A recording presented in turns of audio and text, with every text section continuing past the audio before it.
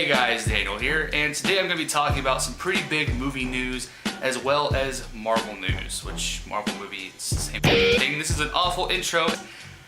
I am truly sorry. You should definitely unsubscribe to me.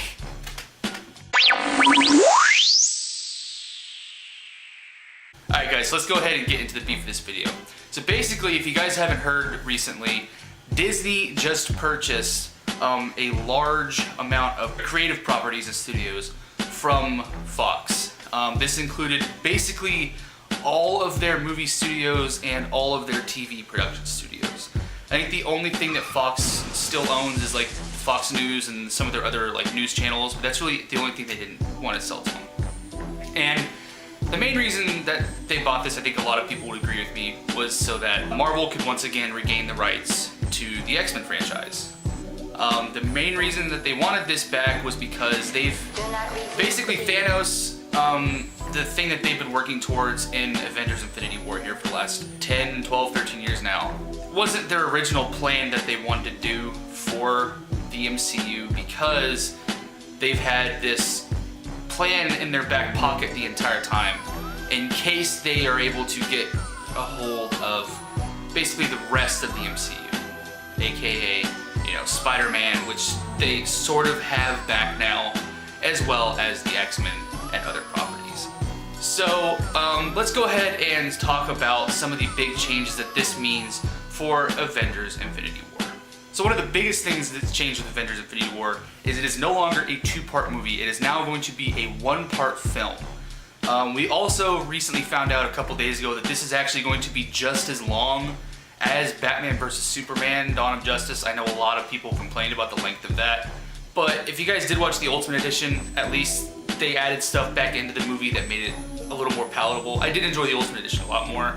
I just hope that the length of this movie isn't going to make it unbearable to the point where it gets boring of just there's so much time wasted of stuff not happening where it just feels like padding. That's something that I'm kind of worried about with that. There's also some rumors circulating around as of today, I actually read these this morning, that to save time, because the movie is going to be so long, that heroes have been cut out of the film. Those heroes include Hawkeye, Mantis, and the Wasp. It's not confirmed yet. Obviously, we're not going to know about the fate of any of that until we actually see the movie. But it would be interesting if those characters have been in fact cut out. Something else is going on with it. It has recently undergone some really big last minute changes, obviously. Because of that now being a one-part movie instead of a two-part, they're going to have to wrap up the Thanos story. Actually, I don't know if they're going to wrap it up all in one movie. They're probably going to try to get most of it wrapped up in one movie. Especially because they've said that Avengers 4 is now going to be its own thing. We also know that the name has been changed, obviously, but they are not telling us what the name of Avengers 4 is going to be, because apparently the name is spoilery. It is going to ruin the plot for people, which is probably, the name is probably just Avengers vs. X-Men, or Avengers and the X-Men or something like that. I could honestly just see them doing something like that. So other big news is, for some reason, even with all of these rewrites and changes to the ending that Marvel has done, they've decided it is a good idea to push it up, actually, instead of push the release date back. Usually when a film undergoes rewrites like this, it's a really good idea to push it back so you can make sure you have plenty of time to make sure that everything is going to be edited properly and looking good. But for some reason, they pushed it up about 2 weeks. The release date is now April 27th, instead of, I believe it was May 8th, I believe was the original release date. They could be doing this, to make people a little more excited about it. Oh, hey, it's coming even sooner than we thought. Or they could also be doing this, honestly, because now that they own Deadpool, Deadpool 2 is also coming out in May, and maybe they don't want to have two large franchises that they own coming out in the same month. I don't know. I don't work in Marvel. Something that really has me worried about this is all these rewrites, obviously, the time constraints. I don't know if... Let me just put it this way, guys. Don't be mad if Avengers Infinity War is disappointing, because honestly, I feel like with the time constraints that they're on and the changes that they're making, they just don't have enough time to do it properly. I feel like they're rushing.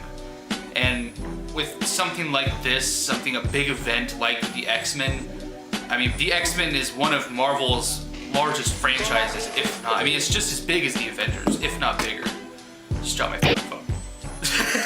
Alright, where was I? Alright, right.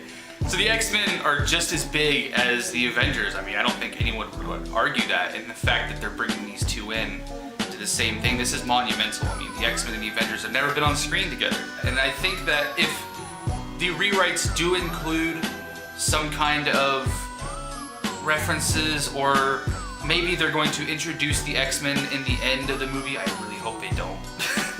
I hope they wait, honestly, to bring the X-Men in, but I could see them having some form of introduction to the X-Men in the end of the movie.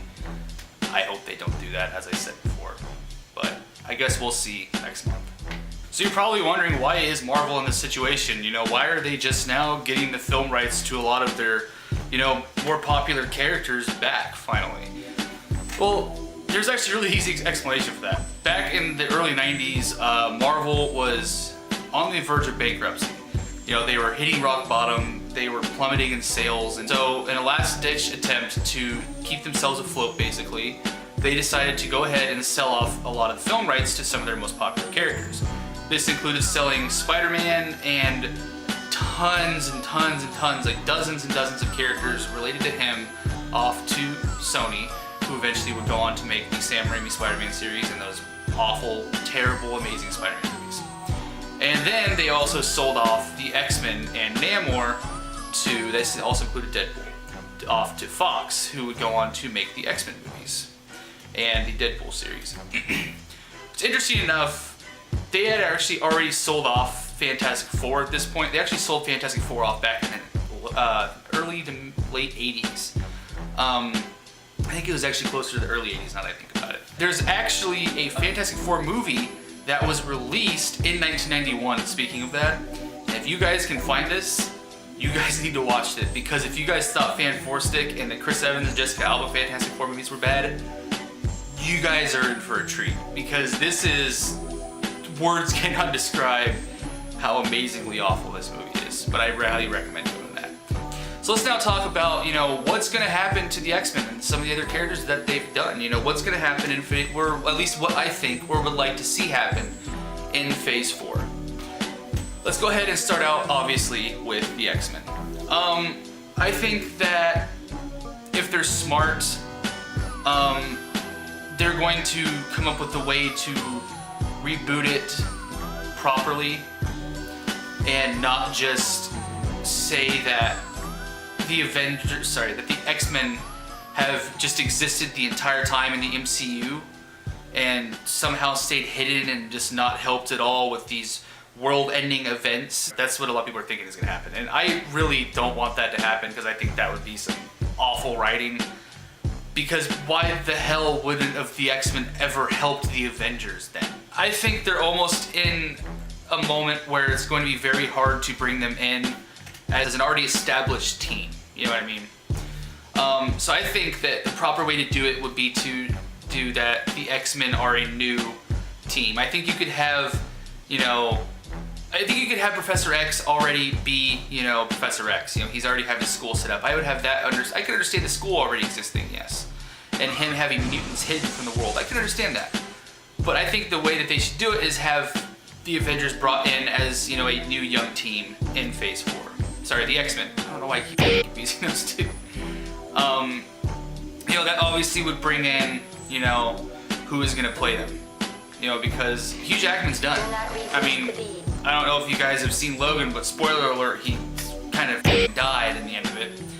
But, you know, he's done. You know, and you can't have Hugh Jackman just come back and play again as, you know, a young Wolverine. That wouldn't work. So, you know, honestly, I don't really know who they would cast as a lot of the characters. I think that there are a few of them that you could keep. I think they could keep Cyclops, they could keep Beast, they could keep, you know, Jean Grey, they could keep Jubilee. There's a, you know, a lot of them are younger and, you know, could, you know, play the same character going into the MCU still. But that, of course, leaves us with who's gonna play the big guy, Wolverine. I honestly have no idea. It would be, there is one name that I can think of that would be very nice. I think if you guys know my channel, you know who I'm gonna say. My senpai, Tom Hardy. Please notice me. Which is actually interesting because Hugh Jackman himself has stated that the one actor that he thinks could replace him properly and do the character well enough and give the fans enough service that they deserve would be Tom Hardy. But the thing is, I don't think that's gonna happen because Tom Hardy's already playing a character in the Marvel Universe. I mean, I don't think he's playing Venom. While technically we don't officially know yet if Venom, the movie coming out in October, is a part of the MCU. We've heard rumors that it is, we've heard rumors that it isn't. We're not gonna know until the movie comes out. Next up, so we're gonna talk about is Fantastic Four. Let's be honest, does anyone actually care about the Fantastic Four anymore? Because I sure don't. I mean, the Fantastic Four, they haven't been cool since the 70s. They're one of the lamest superhero teams out there. They haven't had a single good movie. Marvel doesn't give a shit about them anymore, and it's obvious. I don't know if a lot of you guys are aware of this, but Marvel actually stopped publishing the Fantastic Four comics back in 2014, 2015. Like, this is a true story. They actually have not printed Fantastic Four comics in almost 5 years. 4 or 5 years now. So it's so I don't, that's why I have a feeling that they're not gonna do anything with it. I think they're just gonna throw it off in the corner. I could see them bringing them Fantastic Four in maybe as like a one-off movie in Phase 4, Phase 5, but I could see that's it. I don't think it would become a trilogy. Just because, you know, no one really cares about the Fantastic Four anymore. You know, they're lame. I'm sorry, Stanley, I love you, but Fantastic Four lame, man. So let's move on to the last, certainly not least, that is Deadpool. Now, this is the one where I am going to be very picky about this because the way that the studio that is doing Deadpool at the moment is doing it, they're spot on. Deadpool is how it needs to be. He's got the rating he needs to be. He's got the actor that needs to play him. He's got all the other actors and characters in there that need to be in there. At the moment of how Deadpool is, I think Deadpool is fine off. If Disney is smart, they're going to leave it alone. They're gonna let Ryan Reynolds and his crew do whatever they want with it, and they're gonna let them keep doing whatever they want with it. I think the last thing that Deadpool needs at the moment is for Disney to step in and try to, I could see them including him into the MCU, but not making him a huge part of the MCU, because if they brought Deadpool into the Avengers, then that would have to bring down the type of content, and you know, that would ruin the character, because then you would be taking him out of his, you know, where Deadpool's a comfortable character in rated R movies into a PG-13 movie, and I think that would just dumb down, water down, and ruin the character. So Marvel, if you're smart, leave Deadpool alone, please. So real quick before we finish out, I have a list here of a lot of the properties that Disney now owns from Fox. I think you guys are going to agree. Some of these are a little interesting. So here we go. They now own James Cameron's Avatar series, the Ice Age series, the Predator series, Planet of the Apes series, the original Star Wars series, so the first 3 films, 4 through 6. They also now own The Simpsons, Family Guy, and It's Always Sunny in Philadelphia, which is a little weird. Also, probably the most interesting one that I thought they now own is the Alien series. So does that mean that female xenomorphs are Disney princesses? Are there female xenomorphs? Do xenomorphs have gender? Dude, xenomorphs are woke as f***. Thank you so much for watching. Before we end up, I just want to say I am so sorry to you guys for the lack of content on my channel for the last 8-9 months. I don't really have any excuses for it. You know, I've been working, I'm a lazy piece of shit. So I'm also going to be straying away from film and TV and game content. I'm going to start uploading some sketches and some memes that I've done with my friends. So I hope you guys enjoy them. So until next time, guys, Papa bless and thank Dagnol.